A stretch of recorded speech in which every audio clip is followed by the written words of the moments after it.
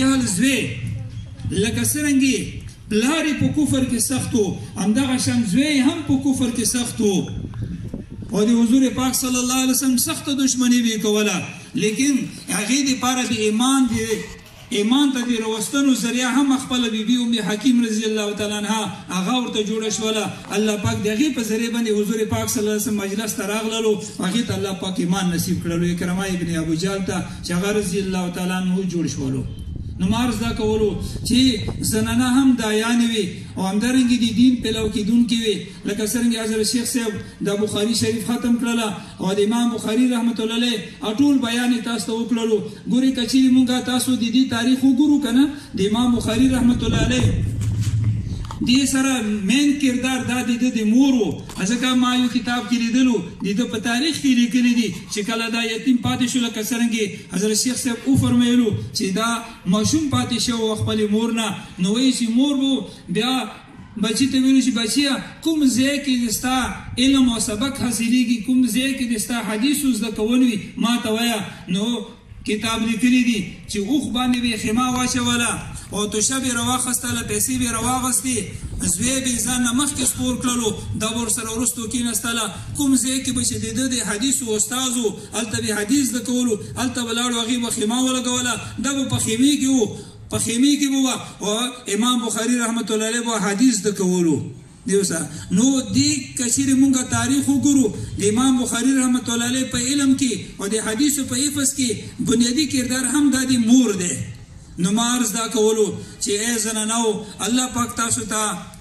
یو استعداد درکړی دی څومره لوی خلق چې هر میدان یې فتح کړی دی هغې کې کچیرې مونږ وګورو وروسته کردار دا به د مور وي ګوره دا به د مور کردار وي مور تقوا د مور حیا هغه انسان لوی میدان ته رسولی لوی مقام ته یې رسولی دی او هر میدان الله پاک د هغې په ذریعه باندې فتح کړی دی که چیرې مونږ تاسو تاریخ وګورو د وینه ما مختصر عرض کولو عرض دا دی مستوراتو ته هم زه دا درخواست کوم چې ګورې ای مستوراتو تاسو د حیا والا او د تقوا والا هغه زندگی اختیار کی الله رب العزت بو ستاسو ته په دنیا کې هم د عزت او د خوشحالي او د برکت والا زندگی به الله پاک درته نصیب کوي او آخرت کې به هم الله پاک لوی انعامات الله پاک درکوي یو حدیث کې راځي تفسیر ابن کثیر دا حدیث نقل کړی دی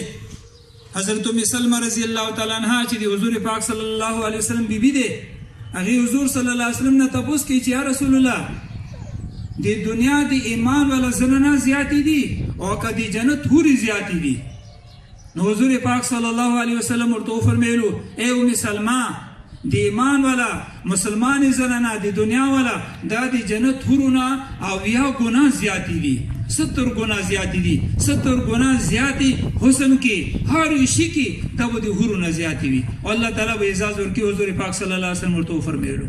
نو ما عرض دا کولو چې مونږ آخرت طرف ته وګورو نن وګورو په قبرستان کې څرنګې زنانان پرتې دي نارینه پرتې دي قبر کې چې تپوس کېږي قبر کې تپوس کېږي نارینه نه هم کېږي زنانه نه هم کېږي الله تعالی څومره فرایض فرض کړي دي دا لکه څرنګې په سړو باندې فرض دي همدارنګې په زنانو باندې هم فرض دي که هغه د المنځو والا حکم راواخلي که د حج والا که د زکات والا نو روژې والا څومره احکامات دي دا لکه څرنګې په نارینو باندې فرض دي همدارنګې په زنانو باندې فرض دي او ګورې عزتمندو دا یاد ساتئ چې کوم شی فرض وي د الله پاک طرف نه د هغې علم هم فرض وي ځکه علم په ذریعه باندې هغه صحیح طریقې سره سړی ادا کولی شي او که چیرې علم نه وي نارینهو سره زنانهو سره ګوره دا د الله احکامات په غلطې طریقې سره لمونځ به که زه کوي پته به ورته هم نه وي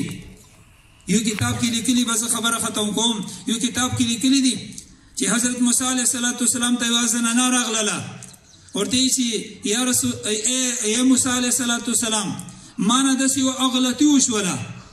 ما نه غلطي وشوله او هغې غلطۍ دی وایي نه هغې ګناه دی وایي نه زما امید پیدا شولو او چې کله زما امید پیدا شولو هغه بچی زما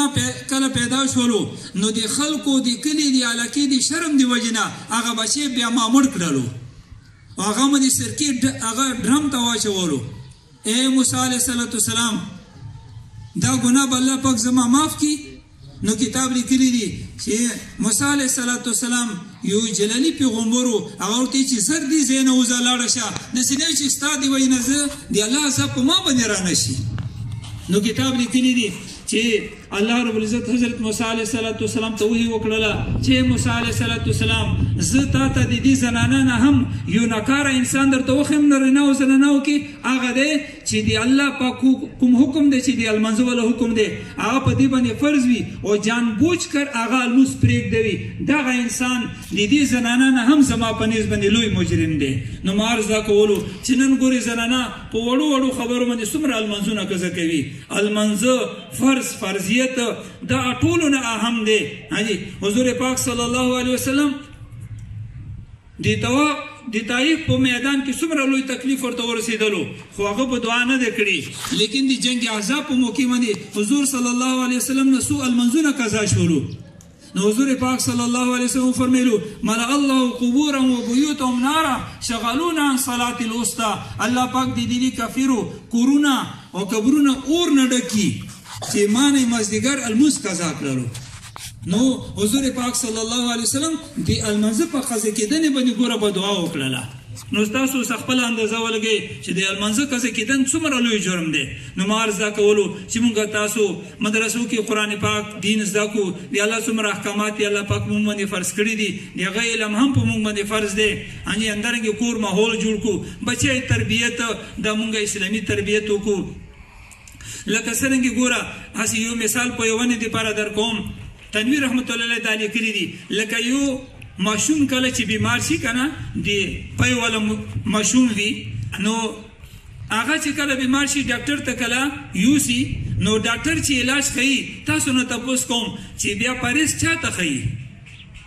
ګوره مور ته پاریس ښیي چې دا ماشوم د پی والا کوم ماشوم دی د مور ته ووایه چې دا شی د نه خوري دا شی د نه خوري ولې ځکه د مور بدپرهیزي چې کوم دی هغه په شیدو باندې اثر کوي او د شیدو اثر په بچي باندې راځي نو تنویر رحمت الله لیکلي دي لکه څرنګې دغه د شیدو اثر د مور د بدپرهیزۍ د وینا ګوره په بچي باندې اثر کیږي همدارنګې د مور بېلمازي شوله د مور بېحیایي شوله د مور بېدیني شوله هغه هم په بچي باندې ګوره اثر کوي نو ما عرض دا کولو چې موږ ستاسو الله سره تعلق جوړ کړو تهجد اهتمام کوو د ذکر او د تلاوت اهتمام وي او علم حاصلونې کوشش موږ وکړو الله پاک موږ ستاسو عذر ختم کړلو کتابونو دا لیکلي دي چې مسلمان چې د مسلمانانو په کلي په علاقې کې اوسېږي او هغه ځای کې علما او عالمات وي نو د قیامت په ورځ باندې د دې مسلمان نارینه زنانه عذر به د دین په باره کې به د الله په نسبت باندې قابل قبول نه وي چې دا د عذر وکړي چې الله ماته خو پته نه وه نو دی باندې عرض دا کوو موږ ستاسو د مستوراتو تبلیغ جماعتونو کې انشاءالله کوشش وکړو اوس د الله پاک په لارې کې وخت ولګوو همدارنګې مدرسو دپاره خپل وخت فارغ کړو چې قرآن زده کړو علم زده کړو دین زده کړو الله پاک ته په دې خبرو باندې موږ ته عمل نصیب کړي واخر دعوانا ان الحمدلله رب العالمین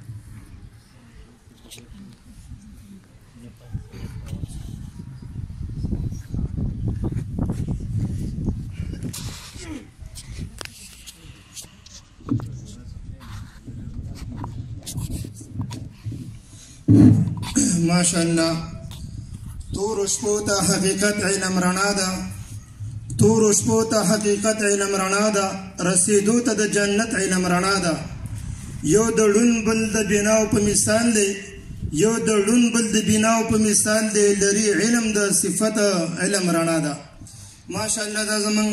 ګران میلمه چې ډېرې د فایدو نه د نفع نه ډکې خبرې وکړي د دې نه وروستو چونکې د ټایم په کموالي په بنا سره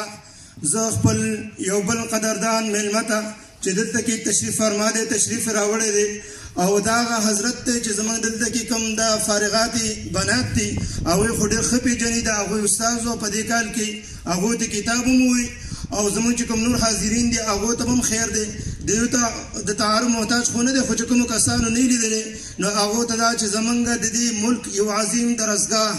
دارالعلوم سرحد د هغې صدر مدرس او بل جامع المعقول والمنقول فیلسوف الفنون شیخ الحدیث حضرت علامه تحسین الله الهزاروی دامت برکاتهم العالیه ته دعوت ورکوم چې هغوی راشي خپل د شیرینو خیالاتو اظهار وکړي جامع المعقول والمنقول فیلسوف الفنون شیخ الحدیث حضرت علامه تحسین الله الهزاروی دامت برکاتهم العالیه